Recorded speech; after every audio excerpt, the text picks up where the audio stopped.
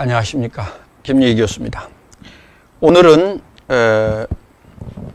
비유동부채를 하겠습니다. 비유동부채는 시험에 제일 안 나온 단원 중에 하나이기 때문에 가벼운 마음으로서 중요한 건 뽑아서 설명토록 하겠습니다. 자, 비유동부채의 정의를 보겠습니다. 첫째, 비유동부채. 자, 비유동하면은 유동성이 없다는 거죠. B자니까 아니 B자. 유동성이 없는 부채요. 그러니까 특징이 뭐겠습니까? 첫째, 유동성이 하다면 1년 기준으로 봤을 때 1년 이상이 된다. 유동성이 1년 이상이 된다. 이런 뜻을 가지고 있습니다. 그래서 이걸 1년 이상이기 때문에 우리는 1년 이상이기 때문에 비유동부채를 장기부채라 그런다. 자, 유동성이 1년 이상, 그리고 장기부채를 얘기합니다. 특징이. 세 번째는 대표적인 게 이제 1년 이상 장기부채를 말한다면 세 번째 대표 사채가 있습니다. 사채. 이거는 사채를 좀 알아두세요. 사채 말고 장기차입금, 퇴직급여, 충당부채 이런 거 있습니다. 요 종류만 알아놓으면 되겠습니다. 요거 아주 가벼운 것만 출제되거든요. 자, 그러면 두 번째 이제 사채를 보겠습니다. 사채. 자, 사채라는 게 뭐입니까? 사채. 회사채를 말합니다. 이 사채는 회사채를 얘기합니다. 회사에서 발행하는 채권, 요걸 회사채라고 합니다. 회사채를 말한다. 이 사채는, 이게 특징이 이제, 이 사채는요, 채무증권이라고 합니다. 배우셨죠? 4장인가요? 4장에서 설명한 걸로 기억됩니다. 이 채무증권인데요. 이 채무증권은 첫째가 1년 이내에, 그러니까 1년 이내에 팔겠다는 것을 단기 매매증권이라고 그러고요. 자, 단기 매매증권이 시장성을 상실했다. 그러면 이제 매도 가능 증권으로 분류합니다. 매도 가능 증권. 그래서 매도 가능 증권 또 이것도 유동자산에 들어갈 수 있죠. 유동부채. 그러니까 요 사채가 이제 소유할 때는 그렇단 말입니다. 채무증권으로. 그 다음에 이제 만기 보유증권으로 이렇게 개정과목을 분류합니다. 이 사채는 이제 회사 측에서는 부채지만은 소유자 입장에서는 채무증권이다 이거요. 뭐예요? 소유자.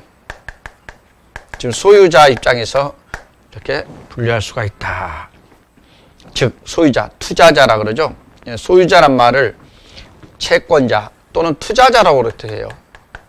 표현을 각각 이 어느 쪽 입장에서냐 따라서 설명하는 것입니다. 자, 이렇게 해서 이제 여러분 보고 요 정도로 되는데 여기서 중요한 건 이제 이 사채가 있고요. 그 다음에 퇴직급여, 요 꼭 알아놓으십시오. 퇴직급여, 충당부채 한 번 더 설명드릴 겁니다. 퇴직급여, 충당금이라고 그러죠. 예, 퇴직급여, 충당부채. 여러분 요것이 어디냐? 비유동부채에 속한다. 이거 한번 알아두시면 좋겠습니다. 자, 사채 가격 결정은 출제하지 않음으로써 여기서 지난번에 여러분 자세한 것은 그 강의를 들으시고 이번에는 이제 중요한 것만 뽑아서 여러분한테 설명드리도록 하겠습니다. 자, 여러분들 그 사채를 사채 상환도 잘 출제도 안 되고요. 1급에서는. 그래서 이제 여기 사채에서 장기 차입금 하면은 여러분들 이 사채하면 이제 장기 차입금이 있는데요. 장기 차입금 반대는 뭐예요? 장기 대여금 있고 또 1년 장기의 반대니까 단기다 이렇게 생각하지 말고 차입금 반대가 대여금이다 이렇게 하셔야 됩니다. 그리고 이제 이게 1년 이내에 있을 때는 단기 차입금이죠.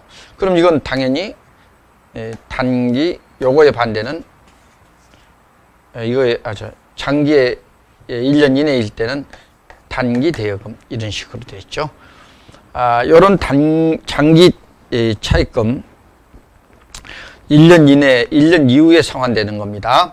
예, 꼭 하고 이제 그 다음에 이제 장기성 매입 채무 또는 장기 매입 채무라고 하는데 이 장기성 하면은 장기 매입 채무 또는 장기성 매입 채무 같은 말입니다.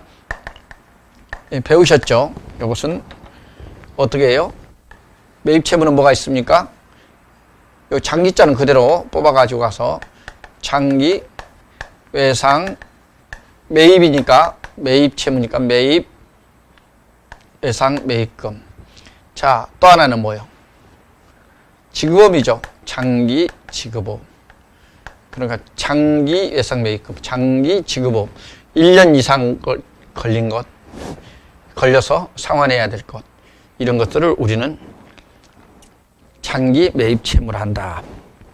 이제 조금 더 이 정도만 용어를 설명드리고 이번에는 보증금에 대해서 보겠습니다. 11번 보증금. 여러분 이제 보증금은 뭐예요? 맡겨놓은 돈이라고 생각하면 되겠죠?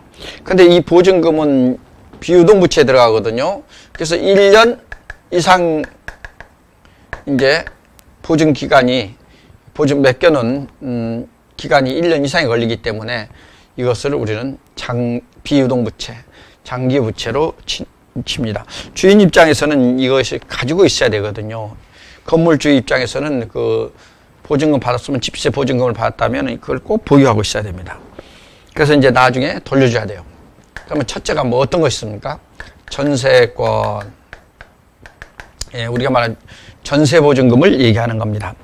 그래서 이러한 전세, 요건 전세권은 전세 보증금을 말합니다. 예, 우리가 전세 있고 월세가 있죠.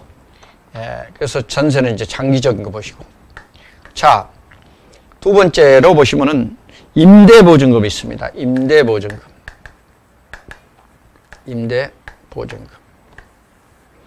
자, 임대보증금은 어떤 거예요? 일부는 보증금 일부는 월세를 내고서 일부는 보증금을 넣고 이렇게 해서 보증금과 월세를 각각 하는 겁니다. 그래서 이제 요 반대는 이제 이 임대보증금은 장기잖아요. 이건 장기인데 만약에 임차료 있죠. 아주 임대료. 임대료는 뭐예요? 이것은 매달 내는 월세 아닙니까? 월세. 월세니까 뭘로 하겠어요? 임대료는.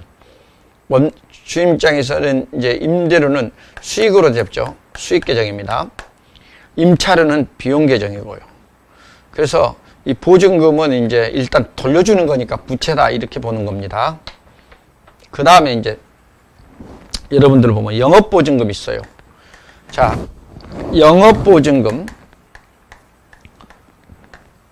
이제 이 사업을 하다 보면 거래처로부터 일정한 금액을 받는 것이 영업보증금입니다. 여기서는 이제 거래보증금이 있고요. 거래보증금, 입찰보증금, 하자보증금 이런 것들 있습니다. 자, 여러분들 여기서는 용어만 이런 보증금이 어디에 들어간다? 전세권, 임대보증금, 영업보증금 이런 것 등등을 또 사채, 퇴직급여 충당부채, 그 다음에 장기차입금, 장기대여금. 미안합니다. 잠깐만. 요건 이제 이건 자산이고 이건 부채죠. 부채. 장기차입금. 예. 그 다음에 장기성 매입채무 이런 것들을 전부 비유동부채에 속한다. 이렇게 보시면 되겠습니다. 자, 여러분들이 이제 보시고 그 간혹 어렵게 나오는데 무슨 말기 넘어가야 됐다. 자, 138쪽을 보십시오. 퇴직급여 충당부채 중에서 퇴직 일시금 제도가 있고 퇴직연금 제도가 있습니다. 제가 이걸 요게 이제 그 개정 과목에서만 출제되는데 요 문제는 간혹 어려운 문제로 한 번씩 출제되거든요. 그래서 퇴직 연금 제도를 보겠습니다. 퇴직연금 제도라는 것은 퇴직금을 어떤 형태로 지급하느냐에 따라서 하는데, 요 퇴직금을 지급하는 형태에 따라 하나는 뭐냐면은 DB가 있고 DC가 있습니다. DB하고 DC가 있어요. 자, 영어로 썼는데 기억을 하기 위해서 영어로 썼습니다. 이 DB라는 것은요, 퇴직급여형 퇴직연금제도예요.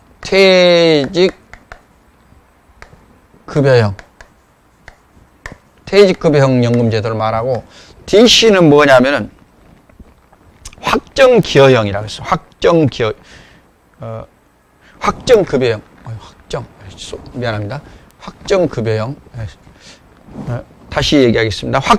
DB는 확정급여형, 퇴직급여 확정급여형이고, 이것은 확정기여형. 예, 확정기여형.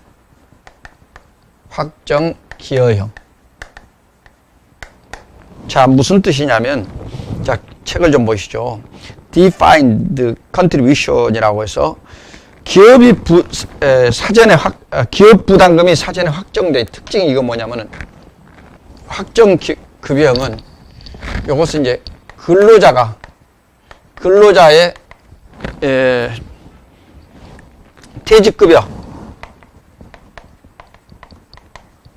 근로자의 퇴직급여를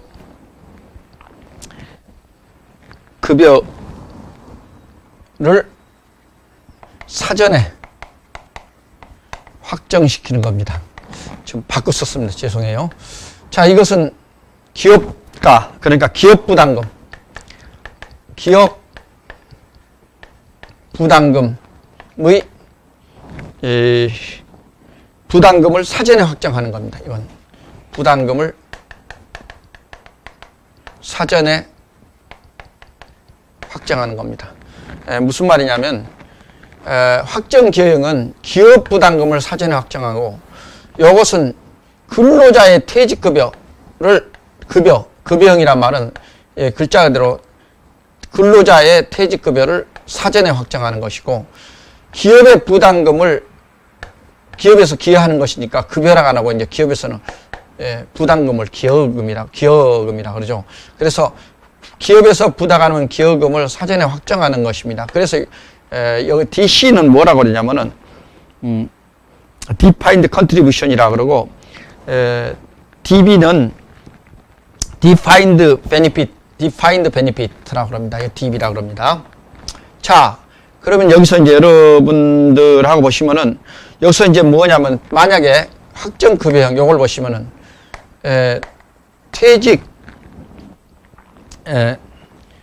이건 현금을 만약에 이제 기업에서 부담했다면, 현금으로 이제 근로자 퇴직급여가 기업에서 부담했다면, 만약에 이제 현금 나가고 퇴직급여 운용자산으로 처리하는 겁니다. 퇴직급여 운용자산 꼭 알아놔야 돼요. 이것이 퇴직급여 운용자산이고, 여기에 필요한 것이 이제 거기 들어가는 비용이 수수료 비용입니다. 수수료 비용으로 처리한다는 거예요. 수수료. 거기에 이제 들어가는 그 회사에다가 예를 들면 이제 증권회사에다가 위탁을 했다 그러면 거기에 대한 수수료 비용으로 처리한다는 겁니다. 이 확정기여형은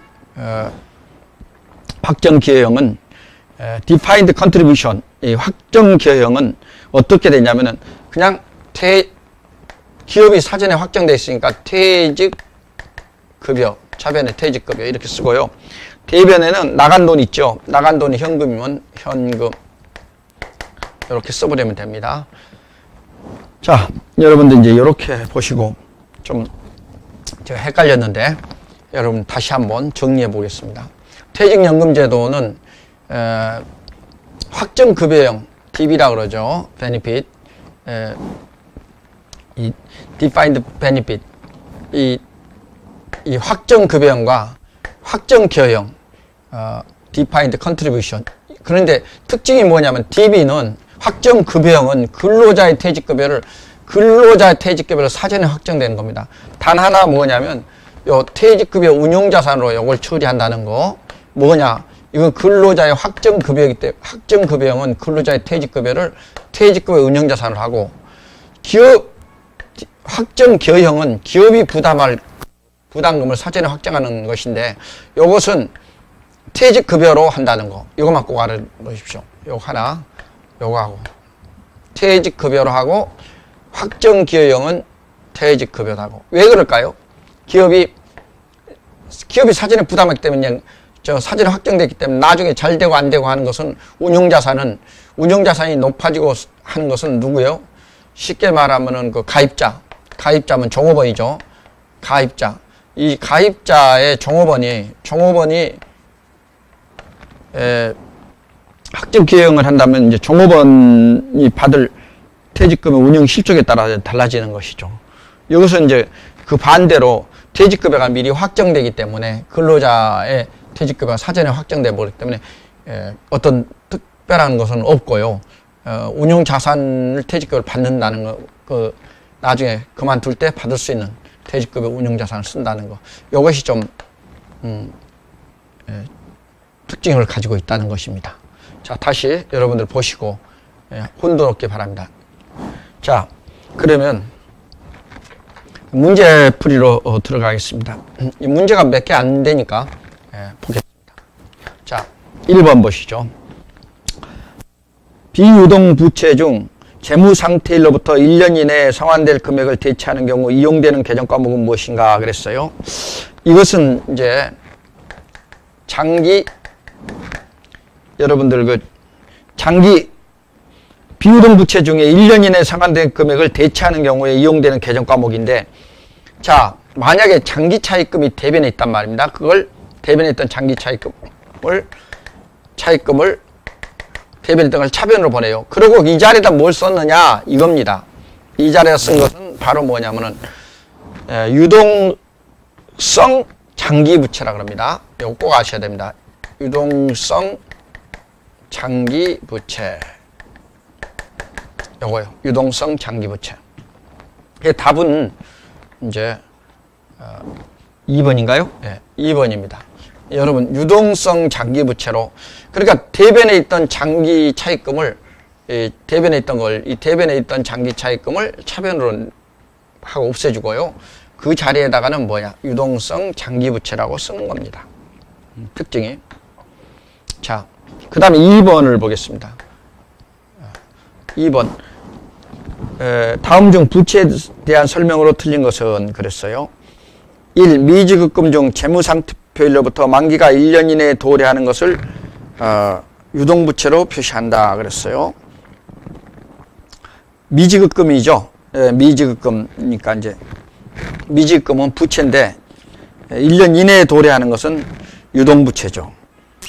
그러니까 유동부채에 대해서 미지급금을 설명합니다. 자, 두 번째, 재무상태표일로부터 차입기간이 1년 이상인 경우에는 장기 차입금 계정을 사용하여 표시한다. 장기 차입금 계정을 사용해서 표시합니다. 1년 이상인 경우, 재무상태표일로부터 차입기간이 1년 이상인 경우는 장기 차입금 계정을 사용한다. 맞습니다.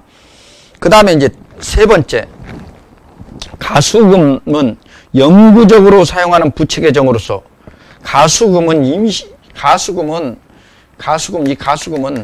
특징이 임시죠. 그러니까 임시적, 그러니까 일시적 같은 말입니다. 같은 뜻이죠. 자, 일시적으로 사용되는 겁니다. 그리고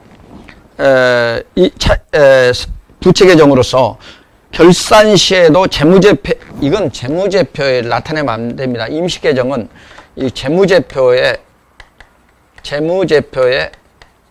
표시하면 안 됩니다. 그래서 가수금은 가짜 들어간 것은 가수금, 가지급금, 그 다음에 가결산 뭐 이런 거, 이 가짜 들어가는 것은 재무제표에 표시하면 안 됩니다. 임시 가짜란 뜻입니다. 이건 임시 가짜. 임시 가수금, 임시 수금한 돈이다. 임시 들어온 돈이다. 자, 그 다음에 이제 4번, 상품을 인도하기 전에 상품 대금의 일부를 미리 받았을 때는 선수금 계정 대변에 기입한다. 예, 맞습니다. 자, 선수금 계정 먼저 받은 돈. 다음 문제 보겠습니다.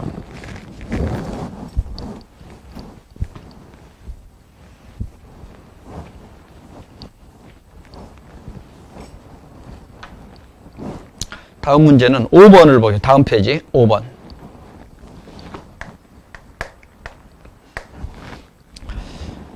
다음 중 재무상태표상 비유동부채로 맞는 것은 그랬습니다. 예. 이건 퇴직급여 충당부채죠. 퇴직급여 충당부채는 퇴직급여 충당부채는 비유동부채입니다.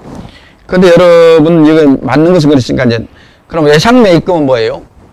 자, 1번이 맞고 외상매입금은 뭡니까? 유동부채죠. 유동성 장기부채, 그게 시험에 잘 나온 게 유동성 장기부채 지금 얘기했습니다. 유동성 장기부채, 요것은 여러분들은 이 유동부채입니다. 장기부채니까 비유동부채가 아니냐 이렇게 생각하지 마시고, 이것은 유동성 장기부채니까 유동성에다 특징을 두고 생각하시면 되겠습니다. 그러니까 단기 차입금 당연히 유동부채죠. 자, 그 다음 7번. 7번 보시겠습니다. 다음 중 사채에 대한 설명으로 틀린 것은, 자, 이 문제는 조금 좀 난이도가 있는 문제입니다. 사채 발행 비용은 사채의 발행가액에서 차감한다 그랬어요.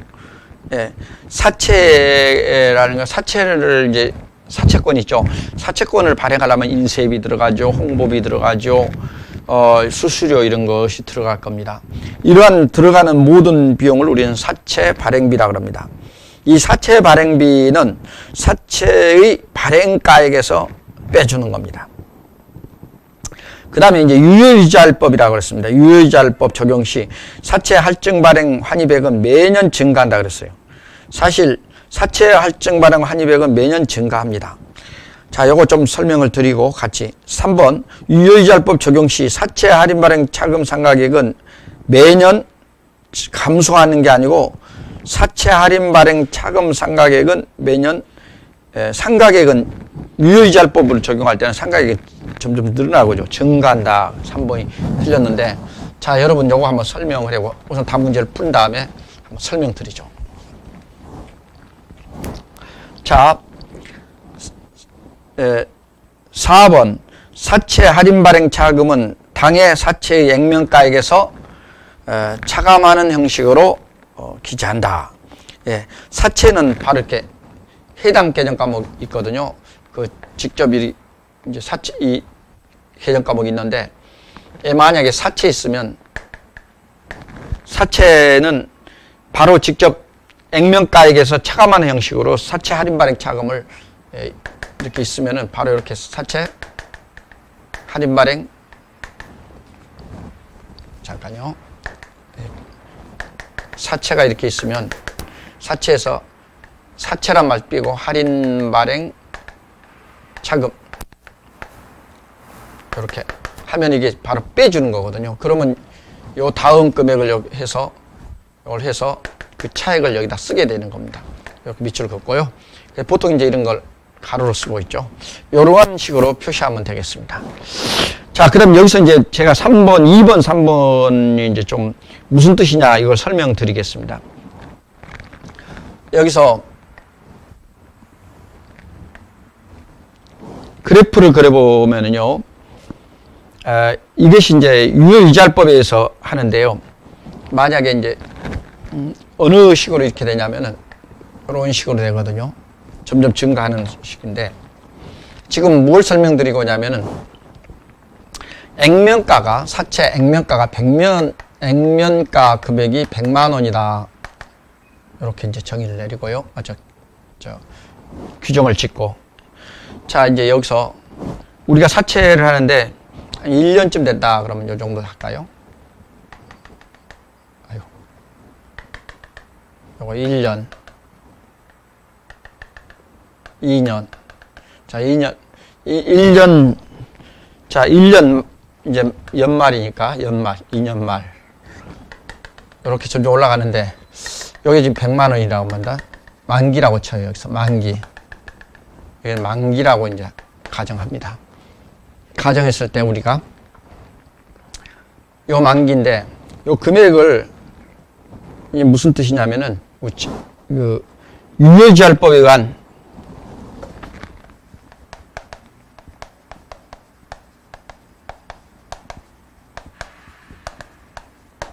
유효이자율법에 의한 사채 할증 발행 차금의 환입액을 보겠습니다.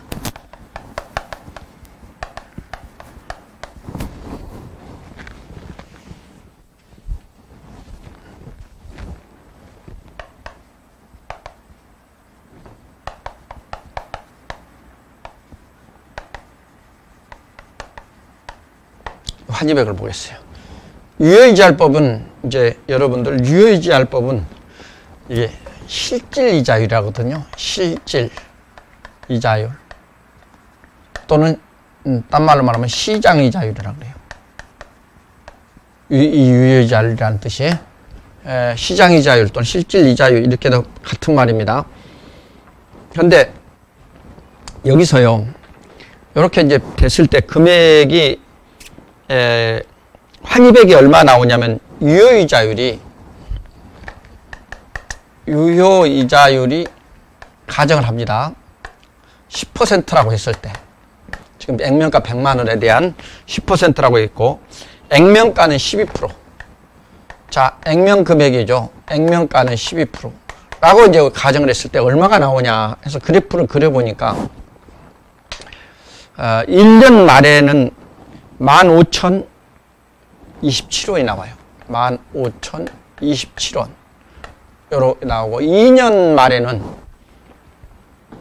16,530원이 나옵니다. 16,530원. 그 다음에 이제 만기가 되면은 얼마 나면 점점 증가하니까 이 환입된 사채 할인 발행 차금을 이제 환입시키는 겁니다. 18,730원이 나와요. 이렇게 올라갑니다.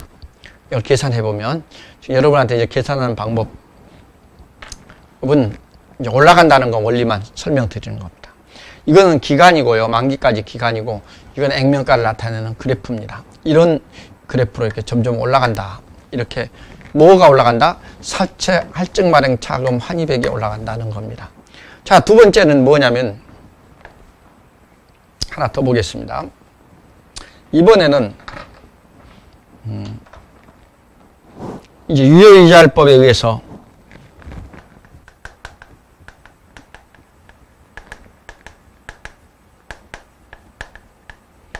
유효이자율법에 의한 사채 할인 발행 이번에는 할인 발행입니다. 아까는 할증 발행은 왜 할증 발행입니까? 자, 유효이자율법보다 액면가가 높죠. 이렇게 높을 때는 이걸 우리는 할증이라고 합니다. 할증. 지금 10%인데 12%로 발행했죠. 유효이자율 시장이자율이 10%거든요. 근데 액면가를 12% 발행했으니까 할증 발행인 겁니다. 그럴 때 차이가 나는 금액을 차금이라 그래요. 이렇게. 자, 그래서 할인 발행 차금에서 이제 할인 발행이 나갔을 때는 할인과 비용이잖아요. 이건 비용이니까 이 할인 발행 차금은 이걸 어떻게 나와요? 이제 이론에 상각시킨다 그러죠. 이제 상가액이 나옵니다. 자, 그래프를 보시면은 이번에는 이런 겁니다. 이것도 이제 점점 증가한데 우리가 100만 원이라고 했을 때 일단 이렇게 그래프를 보겠습니다. 요게 액면가. 자, 100만 원. 똑같이. 조건은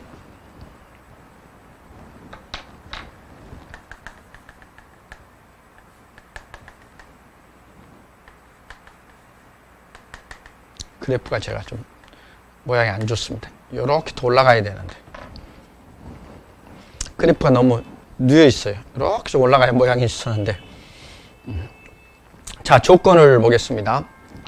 여기서 조건이 뭐냐면은요, 이번엔 유효이자율이 이자율이 계산하기 8%를 보겠습니다. 8%. 자, 8%. 액면가가 5%예요. 액면가 이자율이 이 액면가라는 금액이 아니라 액면가 이자율을 얘기합니다. 이게 유효이자율이고 액면가 그러니까 액면에 대한 이자율, 액면가 이거 이자율 그 있죠 표시에 대한 액면가 이자율이 5%. 그러면 이제 시장적으로 낮게 발행했죠. 이럴 때는 이제 할인이라 그럽니다. 이때는 할인 발행이라 이렇게 말을 하는 겁니다. 이자율이 떨어졌어요. 뭐 왜 그럴까요? 회사의 인지도가 높으면은요, 액면가 이자율을 높이고요. 또 인지도가 낮으면은 보통 액면가 떨어지는 경우가 많습니다.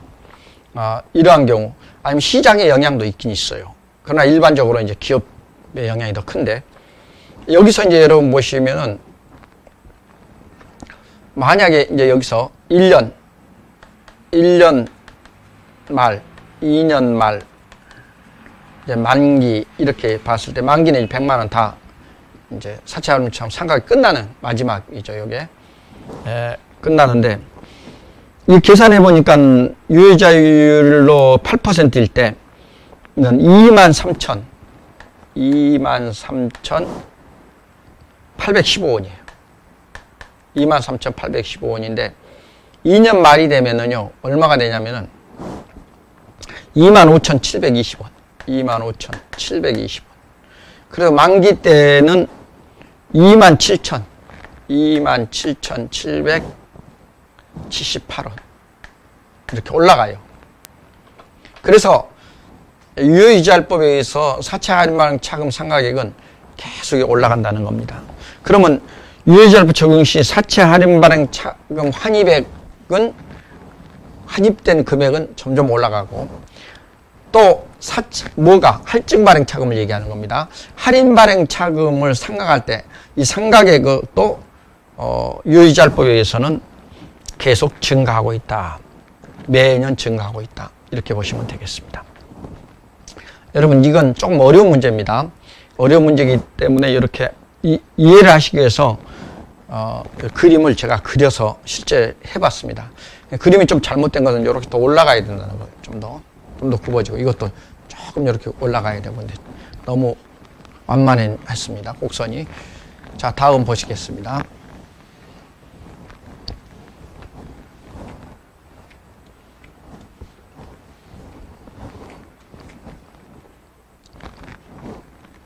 (9번)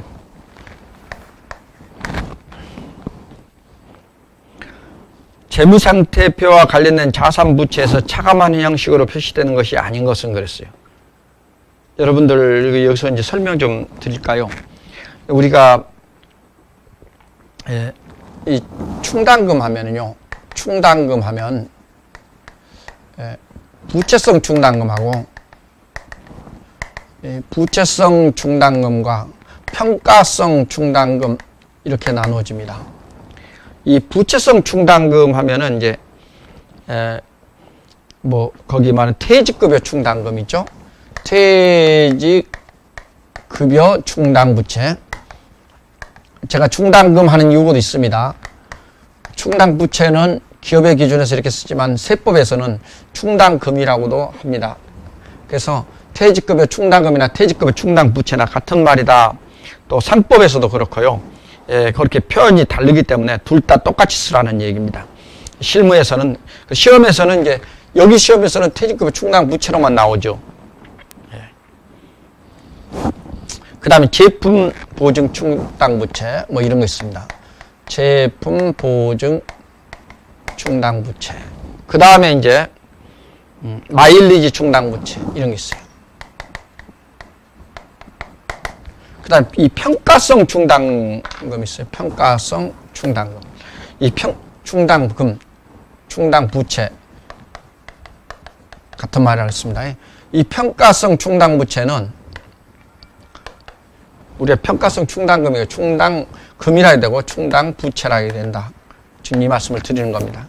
이 충당부채는 거기 책에 보시면은 이제 감가상각 뭐 대손충당금, 감가상각누계액, 여기 충당금이라고 그랬죠. 충당부채는 안 했습니다. 대손충당금이라고 그랬어요. 이건 왜냐하면 이제 미국 그 번역한 것을 그대로 이제 쓰다 보니까 이런 현상이 나타난 겁니다. 미국과 용어를 같이 한다. 뭐 그런 의미로. 뭐 그게 그거죠. 자, 퇴직급여 충당금, 죄송합니다. 대손충당금, 감가상각누계액, 옛날에 이제 감가상각충당금 이렇게 말을 했죠. 자, 요런 게 있고요. 또 하나 거기 보면은 유가증권 평가충당금 또 이런 게 있어요. 유가증권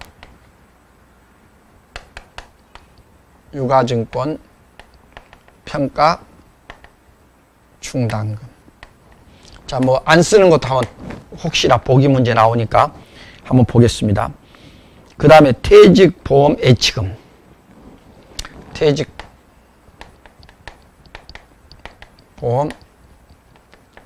예치금. 이런 것도 전부 평가성 충당 부채에 들어가겠습니다. 하나 더, 여기서 하나 더는 요즘에 생겨난 게 마일리지라는 거, 이거 좀 기억해 놓으십시오. 마일리지 요즘에 이제 유행하는데 이것도 충당금을 설정해야 됩니다. 부채성 충당금으로 설정해야 됩니다. 요새 이 마일리지가 엄청나게 많습니다. 그래서 답은 9번의 답은 몇 번인가요? 1번이 되겠네요. 자, 11번.